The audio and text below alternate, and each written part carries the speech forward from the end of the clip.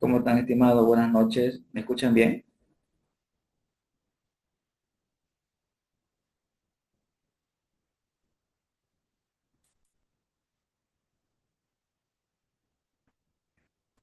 Sí, claro. Perfecto, gracias. Muy bien, iniciaremos la aventura del día de hoy haciendo una recapitulación de las cuestiones que hemos visto. Gracias, Linda.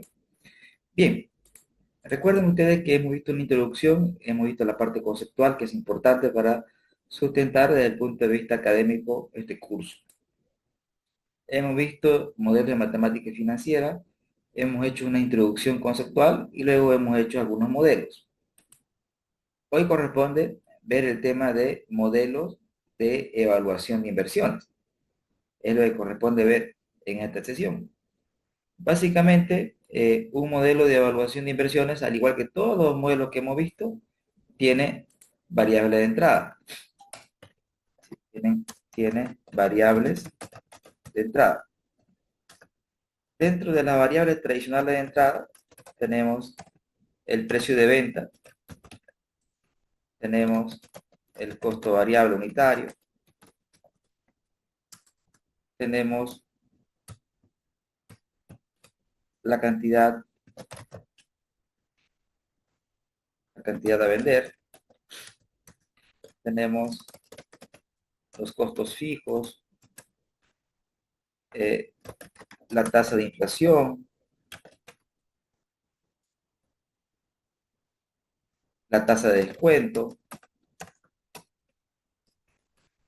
el famoso costo por medio ponderado de capital. Y como ustedes pueden ver, estas son algunas de las variables que generalmente usamos como variable de entrada. Luego viene el aspecto del modelado, es decir, el proceso de armar el modelo. Y dentro de este proceso, generalmente nosotros lo que hacemos es construir un flujo de caja libre para efecto de poder evaluar si es viable o no una determinada inversión. Entonces, nosotros vamos a construir un flujo de caja libre y posteriormente viene el proceso de evaluación,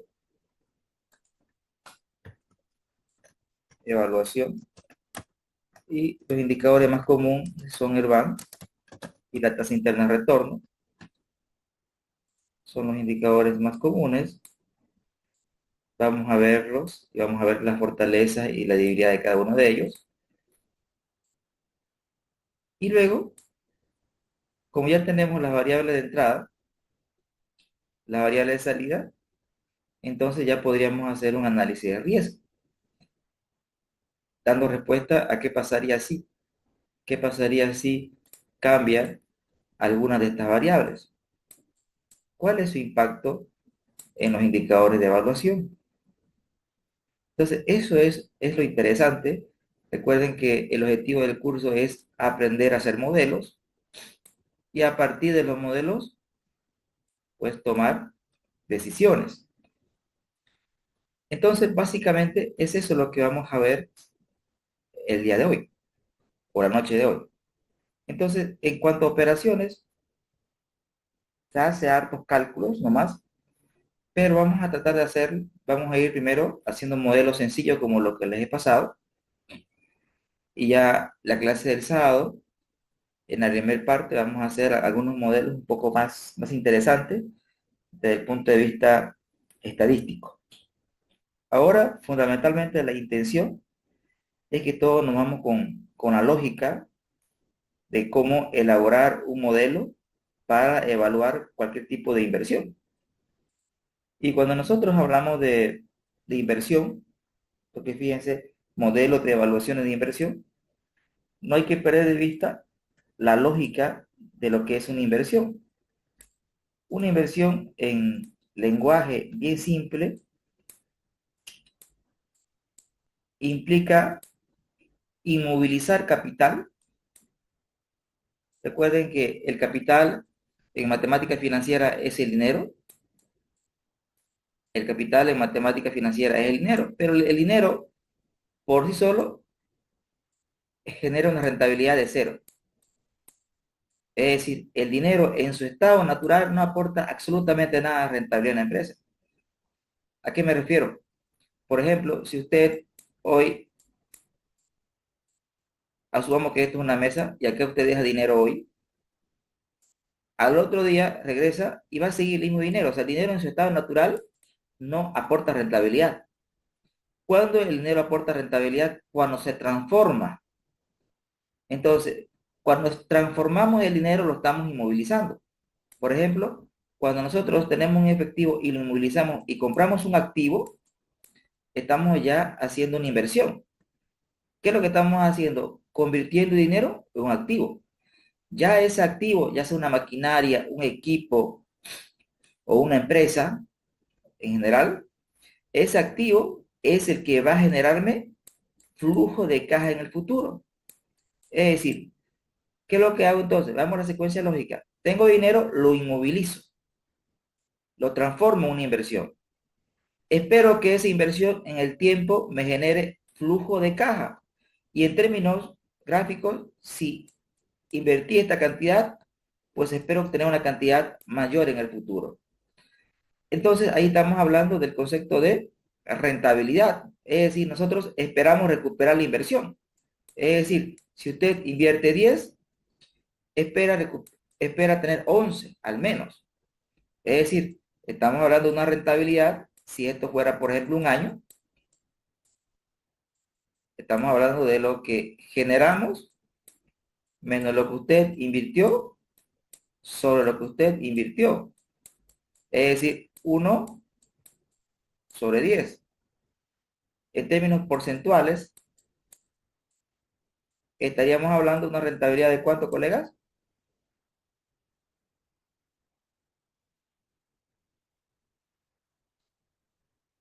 Un 10%. Tal cual, tal cual. Gracias. Perfecto. Gracias, Claudio. Entonces, noten ustedes, estimados colegas, que obviamente en este ejemplo es sencillo porque estamos asumiendo que en un año vamos a evaluar y recuperar la inversión. Pero generalmente cuando uno hace presupuesto de capital o evaluaciones de inversiones, generalmente, no siempre, no esperamos recuperar la inversión en el primer año. Esperamos recuperar la inversión en N años. Obviamente que mientras más rápido recuperemos la inversión es mucho mejor. Pero aquí en esta primera aproximación, lo que quiero dejar en claro es el concepto de lo que es inversión. Es la inmovilización del capital, transformándolo en un activo y que ese activo me va a generar flujo en el futuro. Esos flujos tienen que ser lo suficientemente atractivos para que yo tome la decisión de invertir. ¿Se entiende, colega, el punto?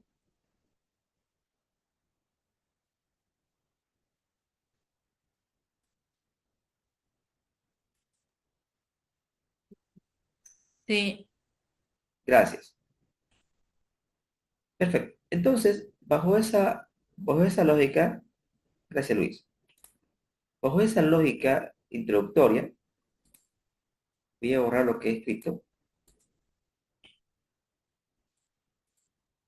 y los temas que vamos a ver más adelante, es decir, el tema siguiente va a ser, como le he comentado por orden de importancia, vamos a ver modelos de presupuesto maestro.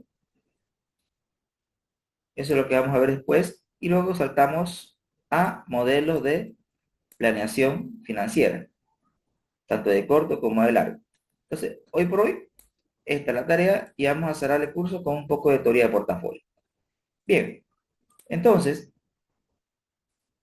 vamos a la parte conceptual. Modelo de evaluación de inversiones o presupuesto de capital. Ah, perdón, una cosa más. ¿Se acuerda el libro que les dije, el de Machain? Les cuento que el libro de Machain no lo pillé en digital, está en físico, pero ¿saben qué es lo que voy a hacer? Le he sacado una fotito a la carátula para que lo pueda obtener y le voy a sacar una fotito y la voy a convertir en PDF de la parte que habla de variable de riesgo y variable de incertidumbre, para que los colegas tengan una base conceptual sobre la cual respaldarse. Y ya obviamente en internet, se lo puede comprar por internet. Perfecto. Sí, no, no se preocupe, voy a pasar una captura de la carátula en sí y de las hojas que habla. Perfecto. Tal cual, Claudio, tal cual. Perfecto. Entonces, eso era nomás la deuda que tenía con ustedes. Bien, este concepto de presupuesto de capital, lo traje del texto de este profesor que habla bastante de modelos financieros en Excel. ¿Cómo me puedo olvidar de este autor? Ah, Benninga. Benninga es un autor norteamericano. Ese libro sí lo tengo en digital, ese sí se lo voy a pasar. Ese sí se lo voy a pasar. Modelos de financieros en Excel. Una buena.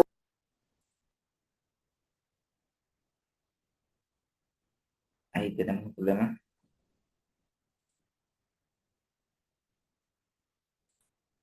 Ahora sí. Bien. Entonces, el concepto de Benninga nos dice lo siguiente.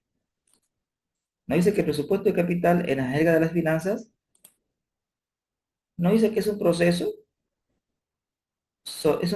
serie de pasos, que va a terminar con una decisión. Básicamente se resume en eso. Es una serie de pasos que va a terminar con una decisión. Y la decisión es decir sí o no.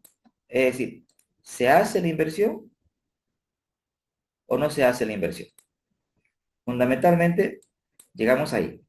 Y para tomar una decisión, tenemos que conocer las dos R, que es la rentabilidad y el riesgo. Conociendo la rentabilidad y el riesgo, procedemos a tomar la decisión. No podríamos tomar la decisión solamente conociendo la mitad de la verdad, que es la rentabilidad. Los modelos financieros nos ayudan a poder medir el riesgo.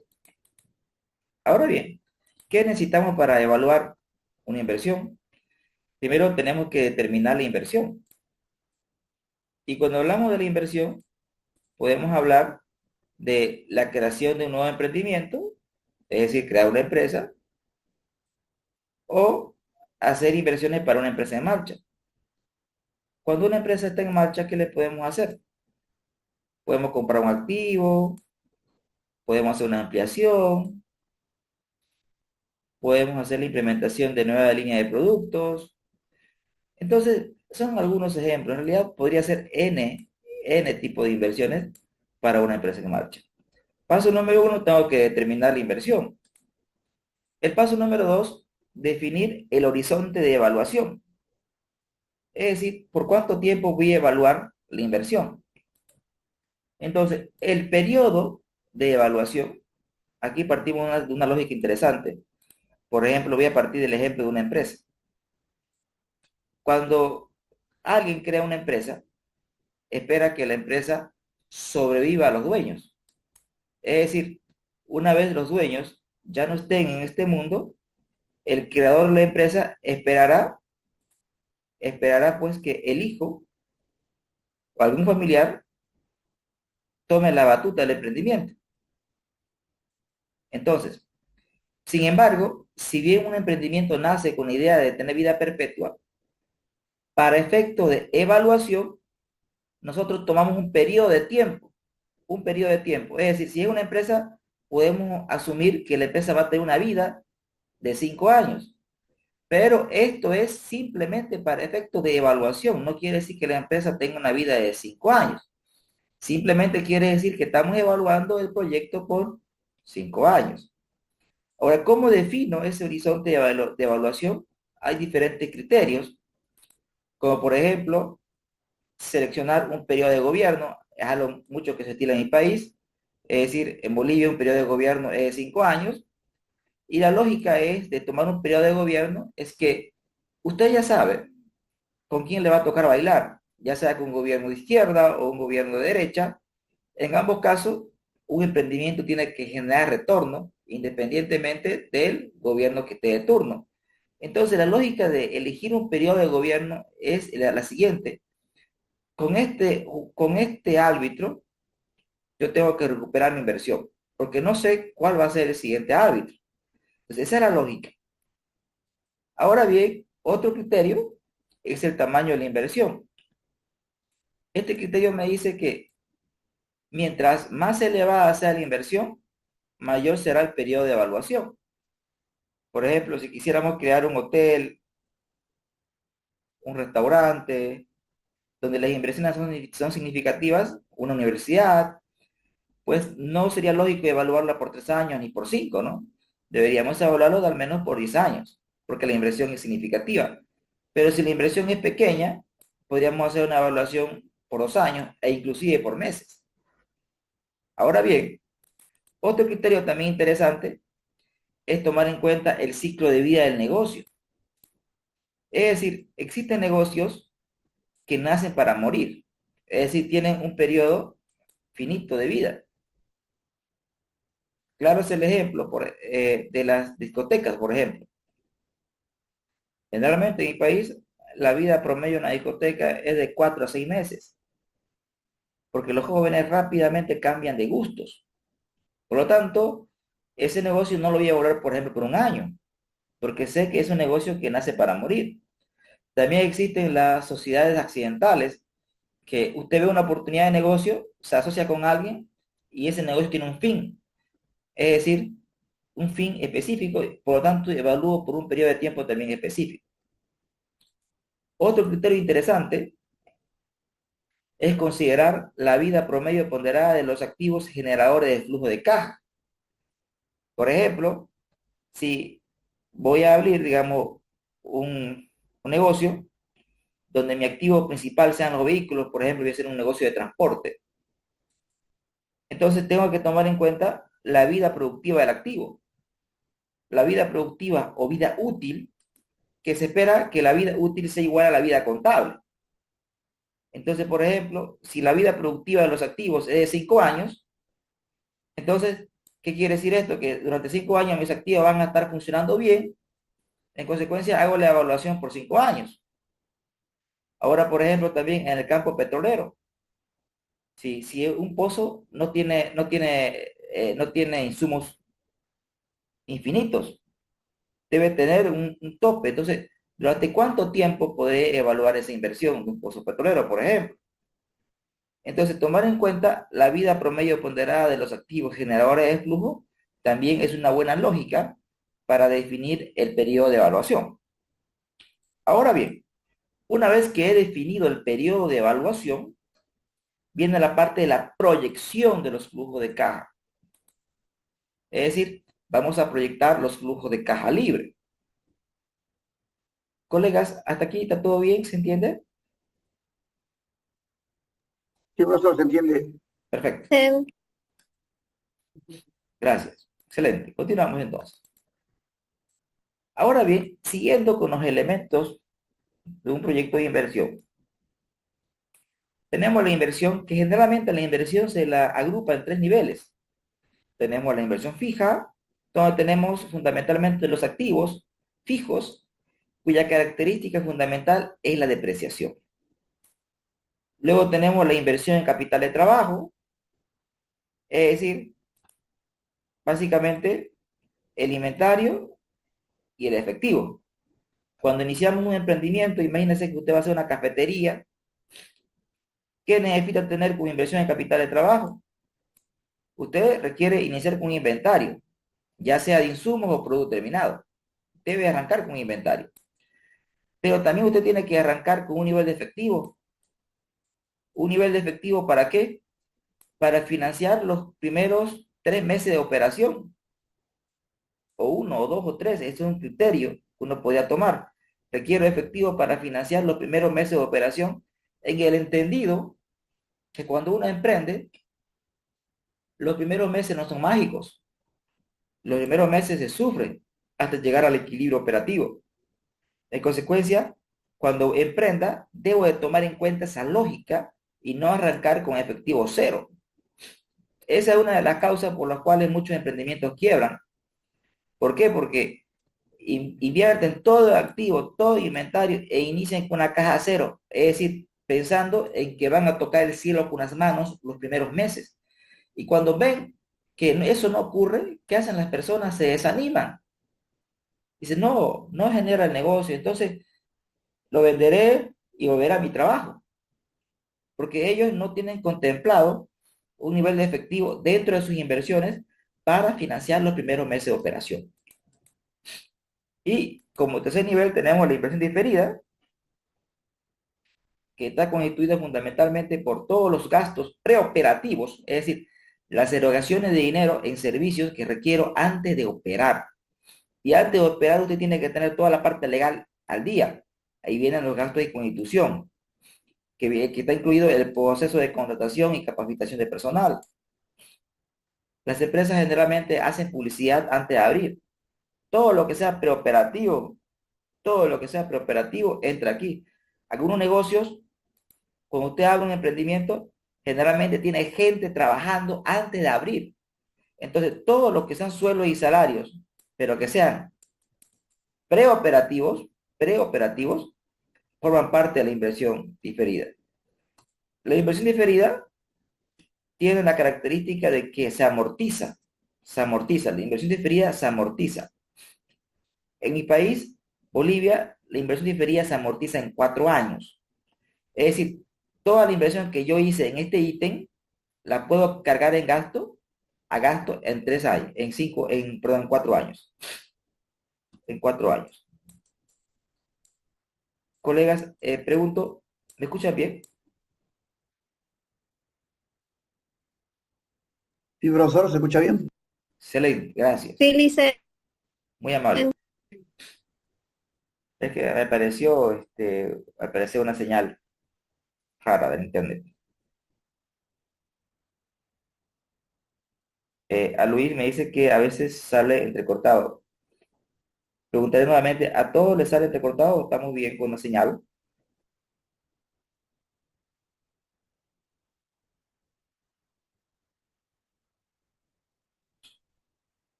Se Colegas, escucha bien, ingeniero.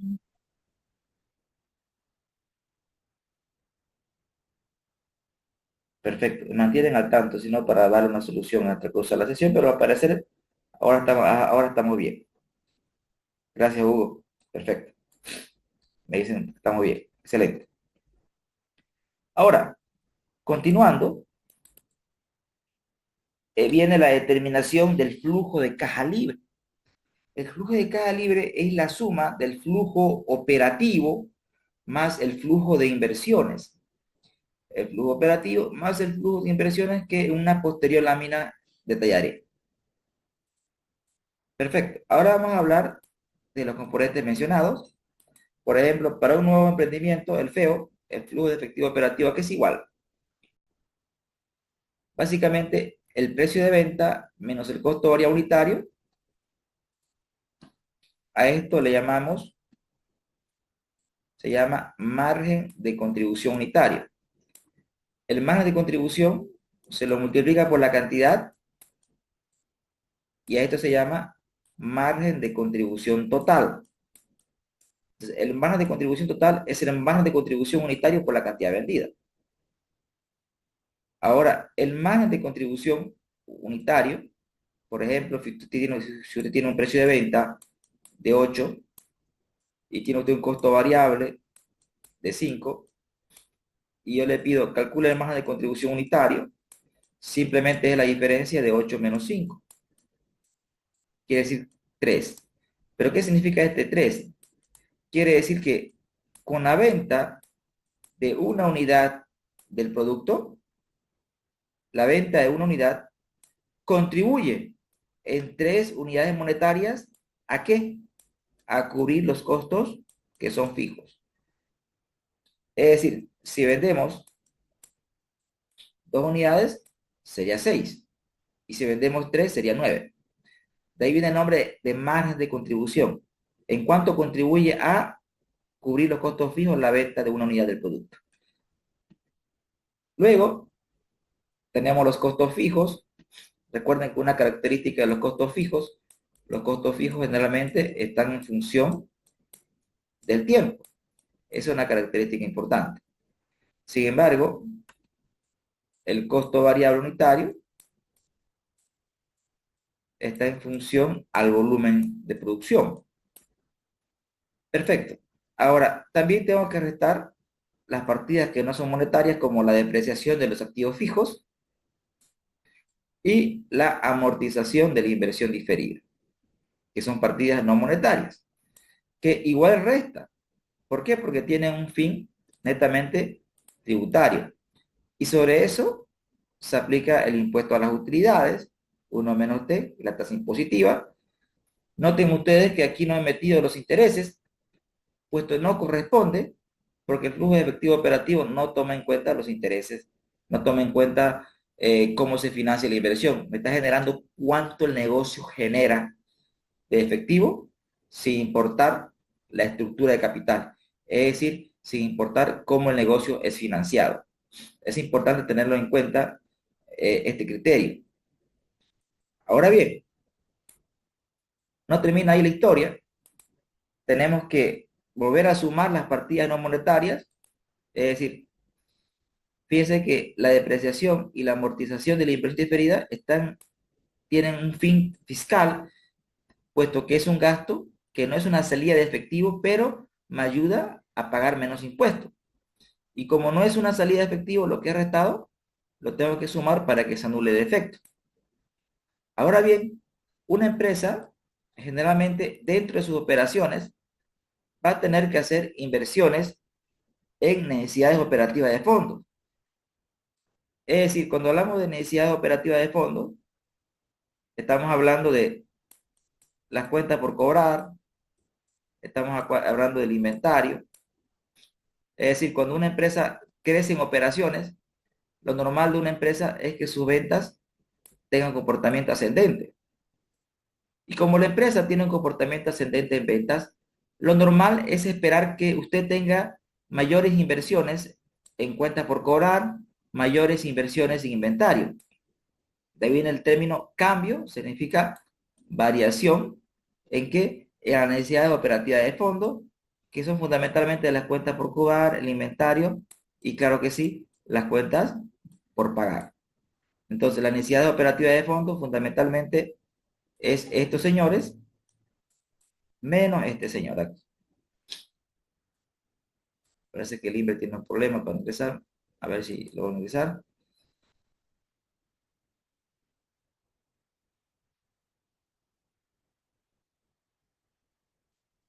Parece que ya ingresó. Bien.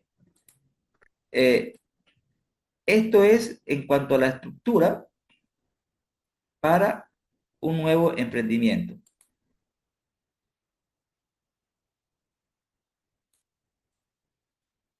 Colegas, ¿hasta aquí todo bien? ¿Se entiende?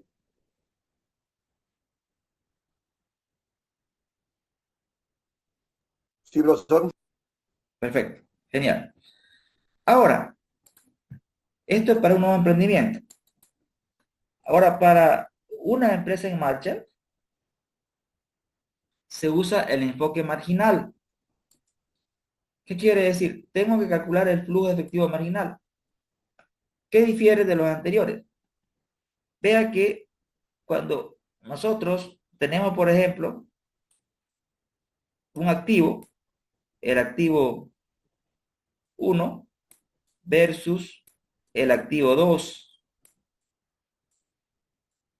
Entonces, el activo 1 ya genera flujo de caja. Ya genera. Pero se espera que si yo cambio el activo 1 por el activo 2, genere más flujo de caja. Esa es la lógica. Entonces, ¿cómo hago el análisis? El análisis lo hago bajo el enfoque marginal, es decir, ¿qué hago yo? El delta del flujo de caja, que sería el flujo de caja del activo nuevo menos el flujo de caja del activo antiguo, y luego hago todo un análisis y veo si realmente conviene o no conviene. En este caso lo estoy planteando como una situación de reemplazo. Reemplazar el activo uno por el activo 2. Es decir, cuando usted plantea cuestiones para una empresa en marcha, tiene que tomar en cuenta las inversiones adicionales y los flujos marginales que son inherentes a esa inversión. Hago otro ejemplo. En este caso lo estoy planteando como dos activos, pero también usted puede incluir un activo o que reemplace los procesos. Los activos no necesariamente me tienen que ayudar a vender más. También yo puedo incluir activos que hagan que mis costos unitarios bajen.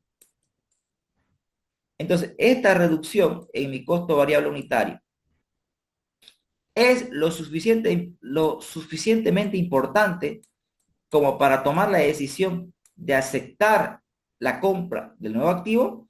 Si la respuesta es afirmativa, pues se compra el nuevo activo. Fíjense ustedes que ya la empresa en cuestión ya generaba flujos. Ahora lo que me interesa es lo marginal, es decir, el aporte que tiene la propuesta. Otro ejemplo, usted hace una propuesta de marketing para una empresa. Usted hace su presupuesto de marketing. La empresa actualmente ya genera ventas. Entonces, no podríamos evaluar con las ventas totales.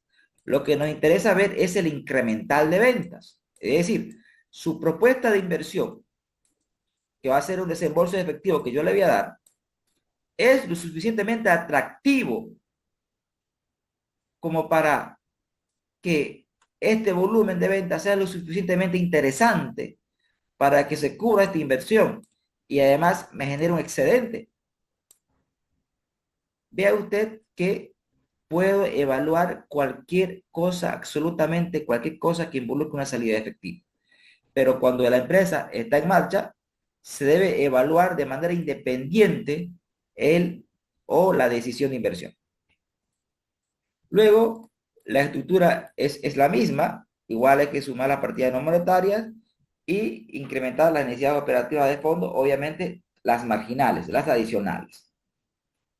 Entonces, resumiendo, el flujo de inversiones podemos graficarlo de la siguiente manera. En un momento cero ocurre la inversión. Acá algo interesante. El cero es nominal. El cero es nominal. Es decir, el cero puede significar 7 meses o 7 años. Todo el tiempo que demora la construcción hasta que el negocio esté apto para generar flujo de caja.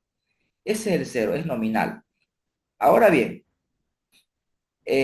algo interesante es que no necesariamente se hace una inversión inicial, se puede hacer inversiones más adelante. Es decir, usted puede planear una inversión inicial para cierta capacidad productiva, pero usted puede planear que en el periodo 2 ampliar la capacidad productiva y hacer dos inversiones adicionales, ya sea para ampliar la capacidad productiva o para renovar aquellos activos que ya hubieran acabado su vida útil.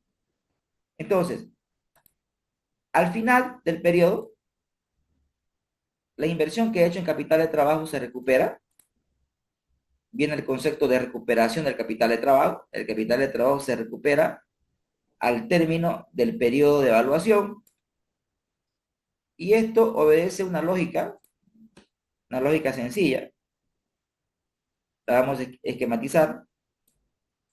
Por ejemplo, si usted se dedica a la venta, a la compra y venta de carteras, y el negocio es por 3 meses, ¿qué es lo que usted hace primero? Inmoviliza capital y compra carteras, ¿no es cierto? Para la venta. Luego esas carteras las va vendiendo y se agotan. ¡Sas! ¿Qué hace aquí? Con el dinero recaudado, renueva el inventario. Y otra vez lo agota, lo renueva. Otra vez lo agota. Pregunto, aquí, esta persona en términos de flujos, en este momento, esta persona transformó su efectivo en inventario en un periodo cero. Inmovilizó efectivo para la compra de este inventario. Pero ya en el periodo 3, como el negocio era solamente por 3 meses, Pregunto, ¿será que esta persona va a comprar nuevamente inventario?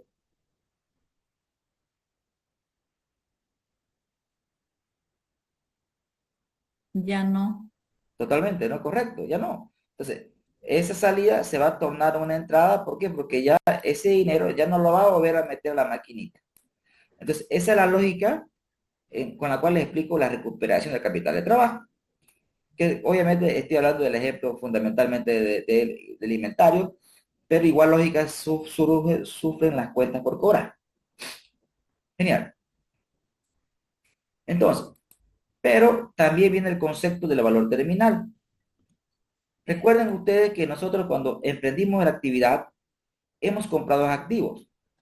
Y como estamos evaluando por 5 años, ¿cuál es la lógica? La lógica es de que los activos fijos, al término del periodo de evaluación, lo vamos a liquidar, lo vamos a vender.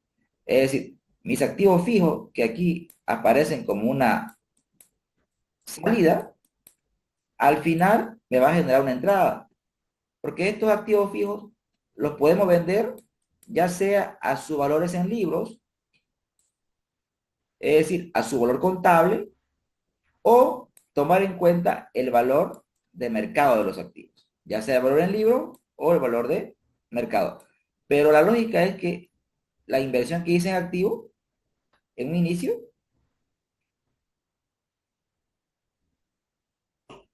al término del periodo tengo que recuperar.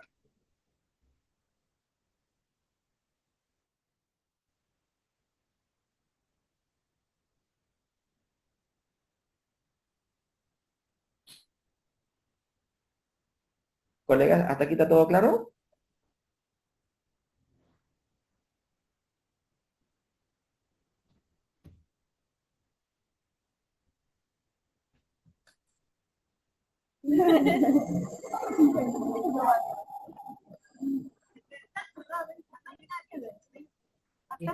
Sí, hasta ahí está claro. Excelente, gracias. Perfecto. Ahí tenemos la camarita de Carlos.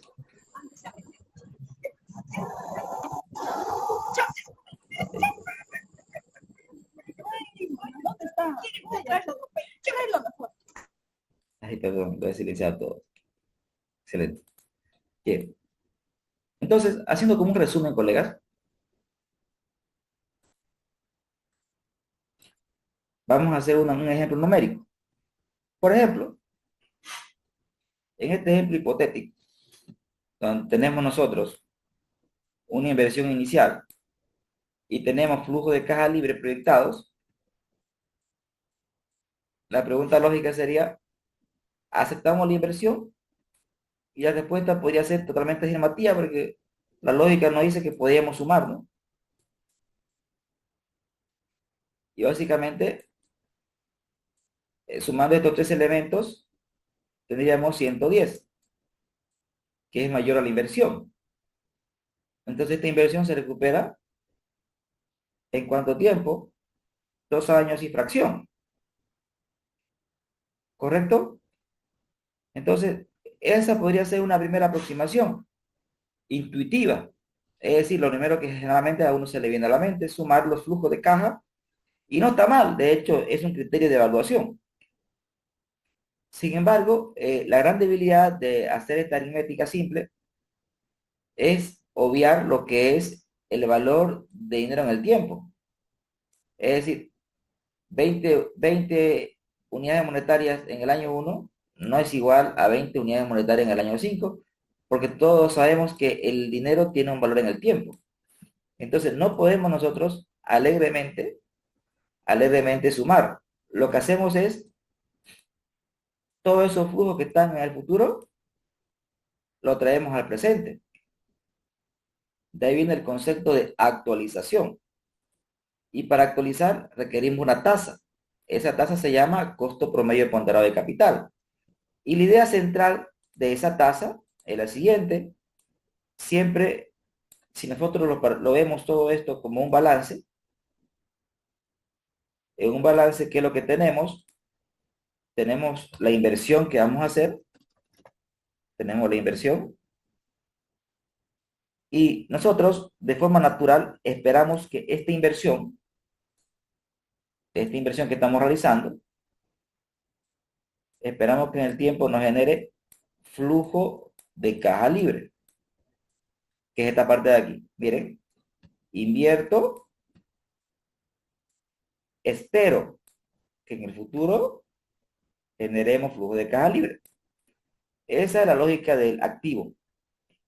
Ahora, la otra lógica, el costo de capital viene por el lado del financiamiento.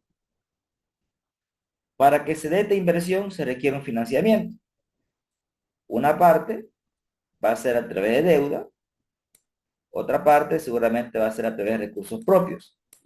A esto se denomina como estructura de capital. La combinación de deuda patrimonio necesaria para financiar una determinada inversión. Cada fuente de financiamiento tiene un costo asociado. La deuda me genera un costo, no es gratis. A eso le denominamos costo de la deuda. El patrimonio, cuando el dueño nos da su dinero, no nos dice, toma mi dinero y haz lo que tú quieras, no. Ellos nos exigen una rentabilidad. Y por lógica financiera, siempre los recursos del dueño van a ser más costosos que la deuda, en el entendido de que el dueño está asumiendo mayor nivel de riesgo. Entonces, es por eso que se dice en finanzas que los recursos más costosos son los recursos del dueño. Los recursos de mayor bajo costo es la deuda. Entonces, si conocemos la estructura de capital y el costo de capital, calculamos el costo promedio ponderado de capital, que es una tasa porcentual que me indica cuánto me cuesta en términos porcentuales reunir los recursos necesarios para financiar esta inversión. Ahora bien, una vez que nosotros tenemos la tasa, tenemos la inversión, tenemos los flujos, el siguiente paso es la evaluación. Es decir, viene la evaluación de la inversión.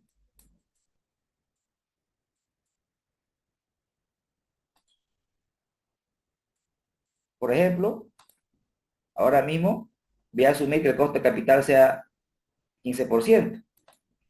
¿Qué es lo que hacemos? Cada flujo lo estamos actualizando. Cada flujo lo estamos actualizando. Vea usted, por ejemplo, este 20 lo estoy actualizando al 15% por un periodo. Este 30 lo estoy actualizando al 15% por dos periodos. Y esta fórmula es esta, miren, colegas, valor futuro es igual al valor actual por 1 más I a la T, lo que vimos nosotros en matemática financiera. Pero como lo que nosotros queremos es el BA, despejamos el BA a que es igual al valor futuro, y este señor que está multiplicando va a pasar a otro miembro a dividir. ¿Sí?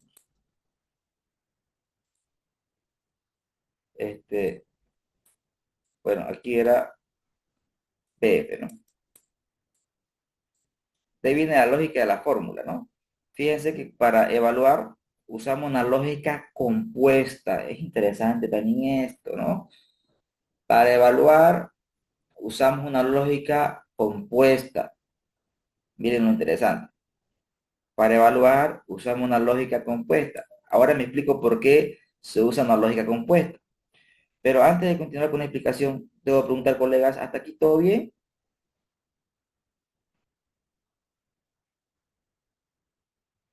Está todo bien. Perfecto. Gracias, Luis. Perfecto.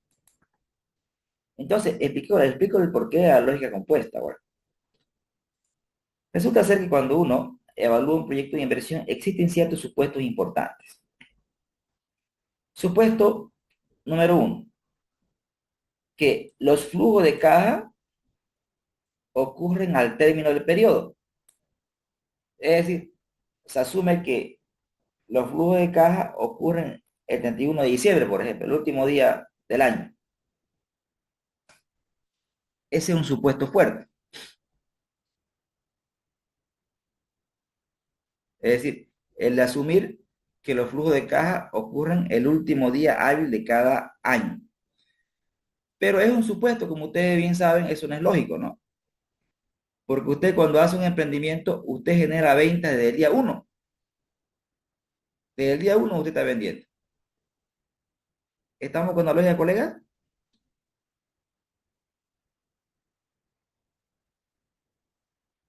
Pero para efecto de evaluación, se asume que el flujo de caja ocurre el último día hábil de cada periodo. Es decir, no se asume flujo de caja intermedios. Eso es lo que quiero decirles. Segundo supuesto. Este 20 bolivianos que usted generó, no es que los retire de la empresa. No es que si genera 20, venga esos 20 y me voy de fiesta. No. La lógica es la reinversión de los flujos.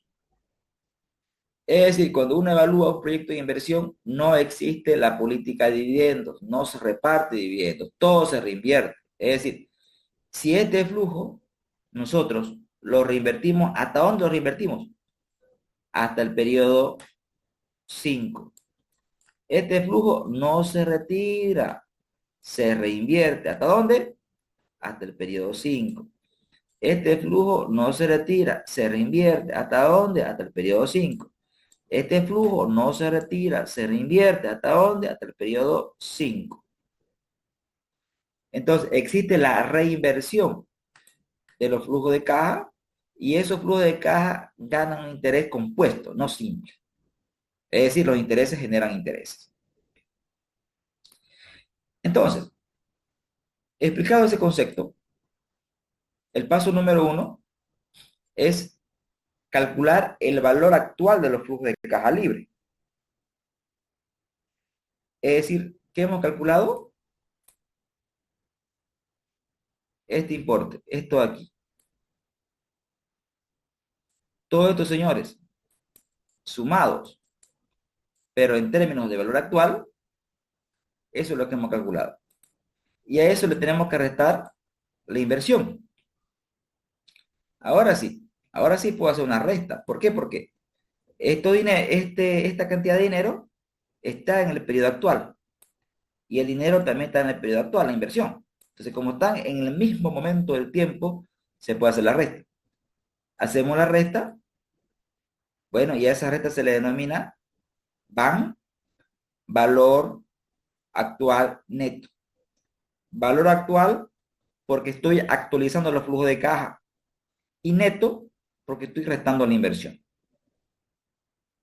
Entonces, por ejemplo, tengo como resultado 59,39. ¿Qué significa ese importe de dinero? Y lo voy a explicar nuevamente bajo la lógica de un balance. Miren, conseguir los recursos. Profesor, disculpen, ¿cómo está? Buenas noches. Buenas noches, adelante. Por decir, si sobre el supuesto 1 que mencionó, si yo construyo al final quiero evaluar por un año, pero yo tengo flujos mensuales de una empresa en marcha, ¿podría sumarlo? ¿No habría problema? Por lo que indica que los flujos se originan el último día del año, digamos, ¿no? ¿Podría hacerse así o no? ¿Me puede repetir la pregunta, querido Oliver, por favor? Claro,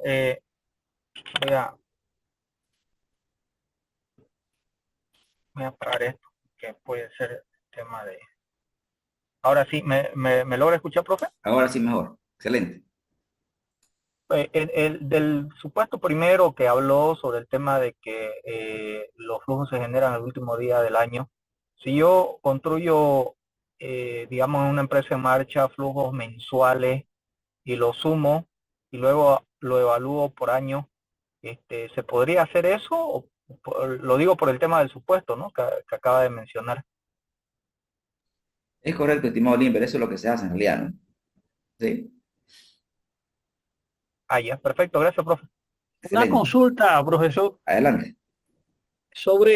¿Hay algún criterio para el criterio de reinversión de los flujos de caja puede obedecer a un criterio del modelo que se está aplicando o puede también haber un criterio financiero. O sea, uno decidir, no, espérate, me conviene hacer esta reinversión de estos flujos de caja o es el modelo que me establece esa restricción. Excelente, excelente la pregunta, José. Como dice, ahorita vamos por partes, ¿no? En realidad, la lógica de la reinversión está implícito en los indicadores de evaluación de inversiones. Es decir, los indicadores de evaluación de inversiones consideran la reinversión de los flujos de caja. Por ejemplo, el BAN, el valor actual neto, asume, o sea, las cosas que no vemos le podemos llamar. Cuando calculamos el BAN asume que estos flujos de caja se reinvierten al mismo costo de capital. Es decir, si mi costo de capital es 15%, el valor actual neto dentro de la parte matemática, y se demuestra, claro que sí, asume que se reinvierten los flujos al mismo costo de capital. Ese es un criterio. Ahora, sobre lo segundo, lo primero es que la parte de los modelos de evaluación consideran, esa es la primera pregunta. Ahora, en cuanto a la lógica es de que si estoy evaluando un emprendimiento, ¿sí? Y lo estoy evaluando por 5 años, la idea central, estoy evaluando el negocio como un todo. Y el negocio como un todo, los flujos que genero se tienen que reinvertir en el negocio. No tengo que sacar absolutamente nada, porque recuerde la lógica de la evaluación, a menos que estamos hablando ahora mismo, estamos trabajando bajo la lógica del flujo de caja libre. ¿Correcto? El flujo de caja libre, recuerden Correcto, ustedes. entiendo. Perfecto. No sé si respondí su pregunta. Muy bien, profesor. Muy bien, gracias. Excelente. Excelente. Ahora, ¿qué implica un BAN positivo? Un BAN positivo. ¿Qué implica un BAN positivo? Para, para explicar qué significa un BAN positivo, vamos a hacer una analogía. Antes de explicar la estructura de un flujo de caja libre, quiero explicar la lógica de lo que es un BAN positivo porque es algo realmente interesante desde el punto de vista filosófico. Bien, vamos a ver. A ver, si nosotros partimos de un balance financiero, si nosotros partimos de un balance financiero,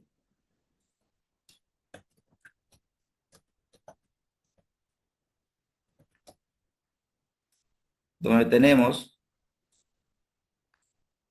nuestra estructura de inversiones, tenemos la estructura de inversiones. En el caso anterior la inversión era 100, ¿no? ¿Correcto?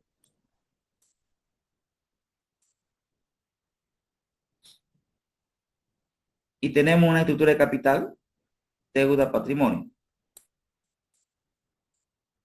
¿Correcto?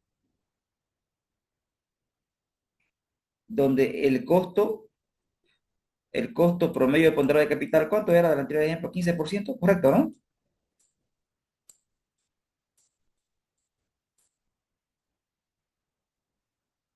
¿Me hacen de acuerdo, por favor, si era 15%? Sí, Oh, dicen 15%. ok, gracias. Perfecto, miren. Ahora, ¿qué significa un valor actual neto? ¿Alguien recuerda cuál era el monto?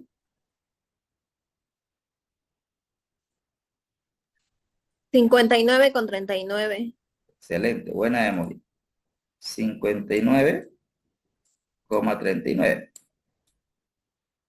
¿Qué significa este valor? Este valor quiere decir que el proyecto de inversión, primero, está cubriendo el costo de capital.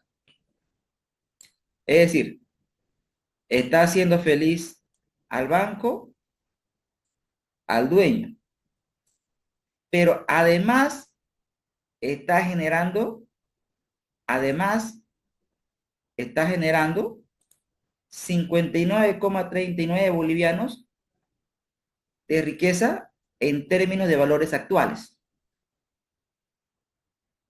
¿Estamos con la lógica? Es decir, cubrimos el costo y generamos riqueza. ¿Estamos con la lógica? Sí, Licen. Bien. Ahora, miren lo interesante. Genera valor a la empresa, correcto. Pero genera valor en términos explícitos. Porque este van quiere decir que si esto fuese una empresa en marcha, lo que estamos haciendo es que el valor de la empresa,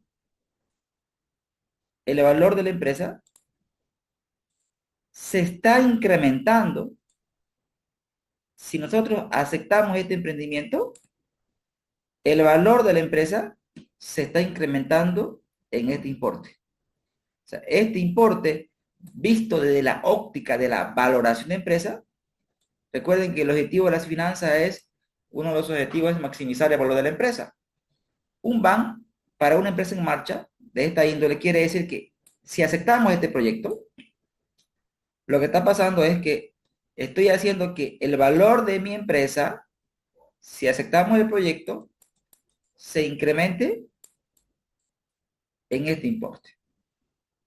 Esa es la lógica del BAN en comparación con la valoración de empresas.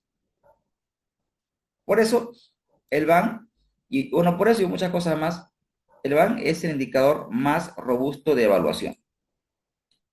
Ahora, si estamos hablando de que tenemos un valor actual neto de 0, esto quiere decir que solamente estamos cubriendo el costo de capital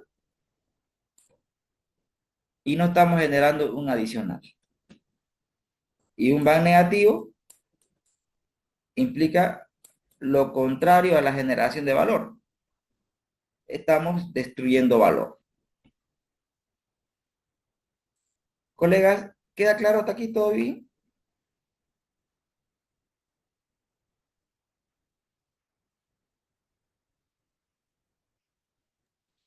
Sí, Licen. Perfecto. Excelente. Gracias. Ahora, la estructura de un flujo de caja libre en su versión resumida es la que ustedes ven en su pantalla, donde pueden ver claramente de que la inversión fija, la diferida y la inversión de capital de trabajo se registran en aumento cero con signo negativo. La recuperación del capital de trabajo se registra al término del periodo de evaluación. Lo mismo que el valor terminal. El valor terminal, recuerden ustedes la lógica, estas inversiones fijas las vamos a vender. Y esa venta nos va a generar, ¿qué? Un valor terminal, que puede ser el contable o el de mercado. Y la suma, pues, me da el flujo de inversiones o el flujo efectivo de inversiones, que generalmente tiene dos signos, el negativo al principio y el positivo al final, puesto que al final tenemos la recuperación del capital de trabajo y el ingreso efectivo que se obtiene por la venta de los activos. A esto tenemos que tomar en cuenta el EBIT, que básicamente es el resultado operativo por 1 menos la tasa impositiva. Note usted aquí una importancia bien relevante. Si nosotros hacemos una analogía contable, en contabilidad cuando se habla del flujo operativo, en contabilidad, ¿qué es lo que hacen? Parten de la utilidad neta o parten del resultado neto. Ahora nosotros para efecto de evaluación y finanzas no partimos de la utilidad neta, tampoco partimos del resultado neto por una sencilla razón. Tanto la utilidad neta o el resultado neto, como el nombre que le demos, está contaminada por los intereses.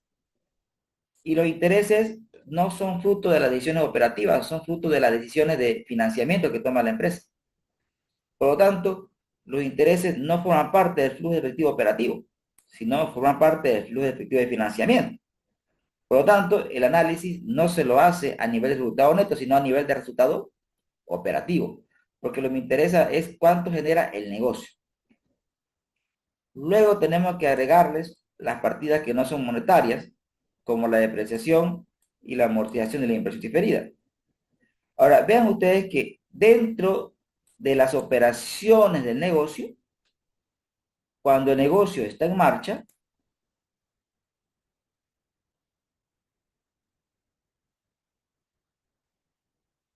ahí tengo, Luis dice, ¿no? El resultado operativo reparte para cubrir los intereses, los impuestos. Claro que sí, de ahí sale, correcto. Totalmente. Perfecto. Claro, de las operaciones tiene que salir para todo eso. Pues, correcto. Ahora bien, gracias. Vean ustedes que dentro de las operaciones normales de negocio, la empresa, ¿qué hace? Generalmente tiene ventas crecientes. Y como tiene ventas crecientes, se debe de considerar esas inversiones adicionales en necesidades operativas de fondos. Es decir, el incremento de las cuentas por cobrar, el incremento del inventario, esos cambios deben ser considerados aquí, en el flujo operativo. Pero sin embargo, en la academia he visto muchos iguales que suelen incluir este cambio en el capital de trabajo y lo incluyen aquí. Aquí lo colocan, estos montos lo colocan aquí. Ahora, fundamento el por qué no debe ir aquí.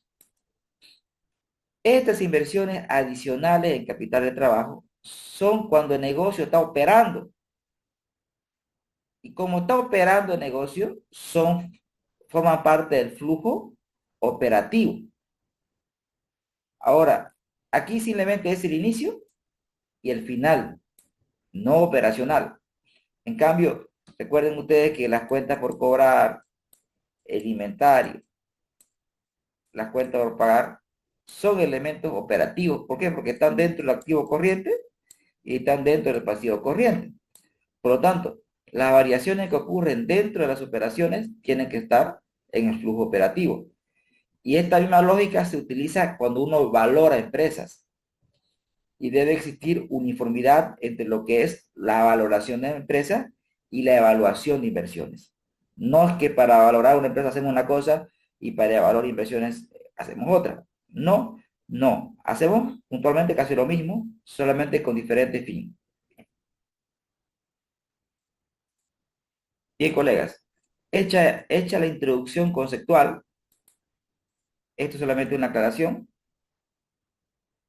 estamos en condiciones de irnos a los ejemplos. Bien, como la idea es hacer un problema, primero vamos a hacer el caso 02, pensaba comenzar con el 1, pero comencemos con el 02, que es un caso sencillo, pero tiene todos los elementos que les acabo de enseñar. Entonces, el caso número 1, el caso número 2, nos va a permitir tener una lógica general de lo que es la evaluación. Entonces, hagamos el 2 y ya luego vemos casos un poquito más pequeños y puntuales.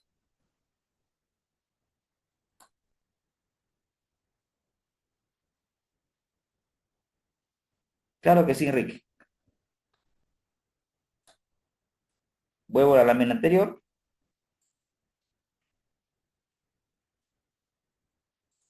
A ver, ¿quieren?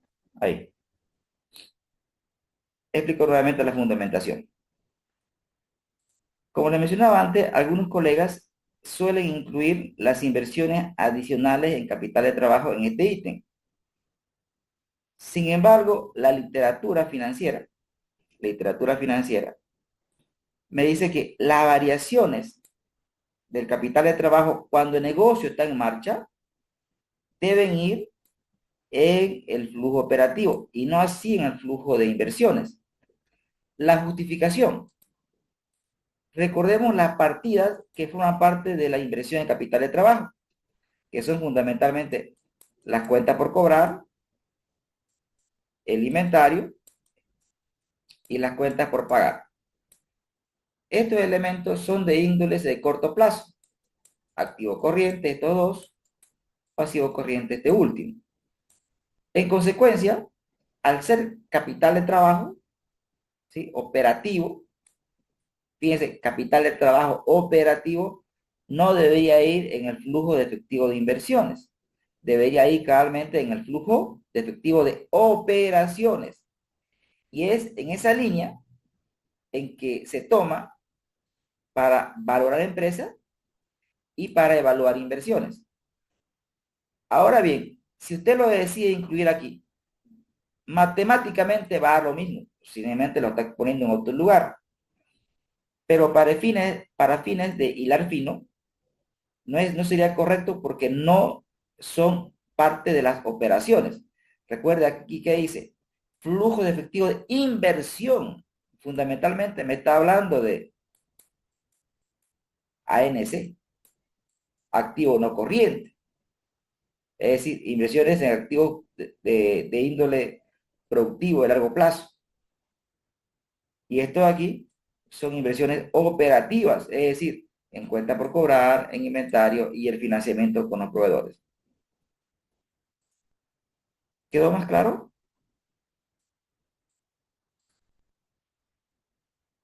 Gracias, Enrique. Bien. Como vamos a iniciar con un caso fuerte y larguito en términos de desarrollo, les pido que hagamos la pausa ahora mismo, descansemos 10 minutos y a las 8:30 retomamos con la parte práctica de la sesión. ¿Están de acuerdo, colegas? Sí, Licen, está bien. Gracias. Perfecto. Entonces nos tomamos un cafecito y regresamos en 10 minutos para la acción. Perfecto. Gracias.